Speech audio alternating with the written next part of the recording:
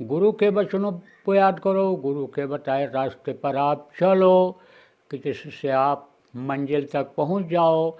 ये आपका मंजिल नहीं है कि आप अमेरिका से पहुंचे इंडिया आ गए, इंडिया से अमेरिका चले गए, आप लंदन ब्रिटेन चले गए, फ्रांस चले गए। ये आपकी मंजिल नहीं है। आपकी मंजिल तो बहुत दूर है, लेकिन सबके लिए दूर नहीं है। साधक के लिए वही नज़दीक है।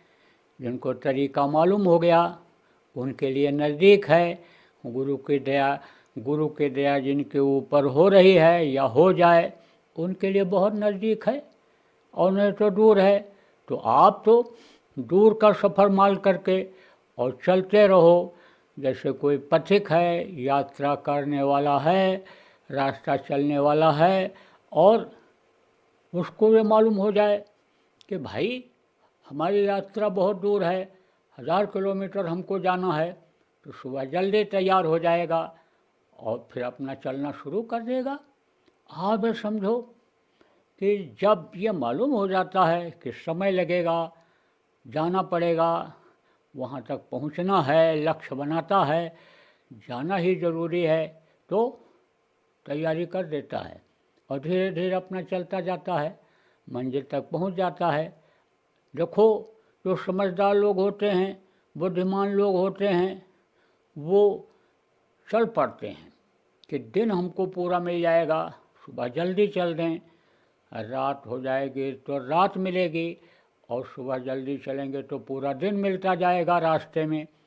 तो समझदारी इसी बात में है कि आप जितने भी, चाहे कम उम्र के हो चाहे ज़्यादा उम्र के हो, और आप जिनको नामदान मिल गया, आप लोग यानी भजन ध्यान सुमिरन करना शुरू कर दो। समझ लो कि भाई मंजिल हमारा दूर है, हमारा घर दूर है। जिस काम के लिए यह मनुष्य शरीर मिला, किस जीवात्मा को अपने मालिक तक पहुंचा दो, वो मालिक हमसे बहुत दूर हैं, तो आप लग जाओगे। और अगर आप ये सोच लोगे कि अभी हम उड़ेंगे और फट से 2 घंटे में पहुंच जाएंगे, कार की जो दिन भर की दूरी है 2 घंटे में पूरी हो जाएगी, और हवाई जहाज़ कैंसिल हो गया, हवाई जहाज़ बिगड़ गया, तब तो आप वहीं के वहीं पड़े रह गए। कोई आंधी आफत आ गई, कोई बात हो गई, तबीयत ही बिगड़ गई, घर वाले ही मना कर दिए, तो वो आप समझ लो कि यात्रा आप पूरी नहीं कर पाओगे, वहाँ पहुँच नहीं पाओगे। चल पड़ोगे, कोई विघ्न बाधा भी आएगी, आपकी गाड़ी पंचर हो गई, कहीं जाम लग गया, कोई बात हो गई, तो उम्मीद बनी रहेगी कि हम पहुंच जाएंगे। लगे रहोगे। आपको शाम को 6 बजे पहुंचना है तो 10 बजे पहुंच जाओगे, 11 बजे पहुंच जाओगे। चलोगे ही नहीं, कैसे पहुंचोगे? इसलिए हमको मालूम है कि आप लोग जितने लोग सुन रहे हो, सब लोग ध्यान भजन नहीं करते हो। करना शुरू कर दो। नाम धुनी तो आप करते हो, उसमें भी सब लोग रोज़ नहीं, उसमें भी गैप कर देते हो, पूरा टाइम तक नहीं करते हो। हर चीज़ का आपका समय निश्चित है, और अमेरिका जैसे देश में 1-1 मिनट की कीमत है।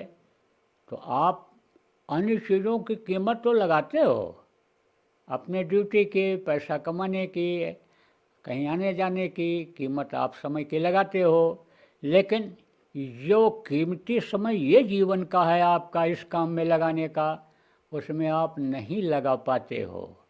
तो इसमें भी टाइम लगाओ। तो अभी तक तो आप बहुत से लोग जुड़ते ही नहीं थे, नाम धुनी भी नहीं जुड़ते थे, अब जुड़ने लगे, तो समझ लो यह भी एक गुरु की दया हो रही है आपके ऊपर।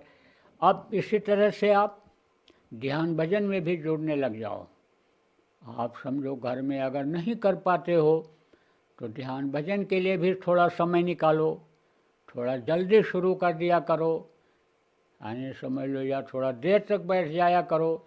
ये तो आप लोग अपनी यानी बात एक दूसरे के सामने रख कर के निर्णय ले लो कि भाई सामूहिक रूप से ध्यान भजन भी थोड़े समय तक किया करेंगे, चाहे 15 मिनट ही नाम धुनी के बाद ध्यान लगाएंगे, 15 मिनट ही भजन करेंगे, या नाम धुनी को ही 10 मिनट 15 मिनट करेंगे, बाकी ध्यान भजन में समय लगाएंगे, तो आदत बनेगी। आप समझो कि सुबह जब आपके यहाँ होता है तो आप उस समय पर एक दूसरे को फ़ोन कर दो, एक दूसरे को बता दो कि भाई अब उठ जाइए, ध्यान भजन का समय हो गया।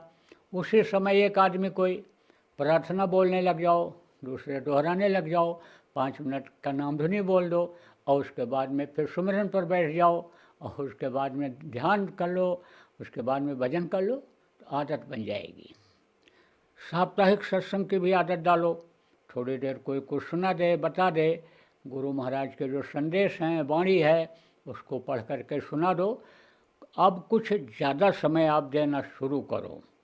आपकी अब आदत बनी बैठने की, अब आप समझो कि करने की आदत डालो, तो जिससे आपका काम बने।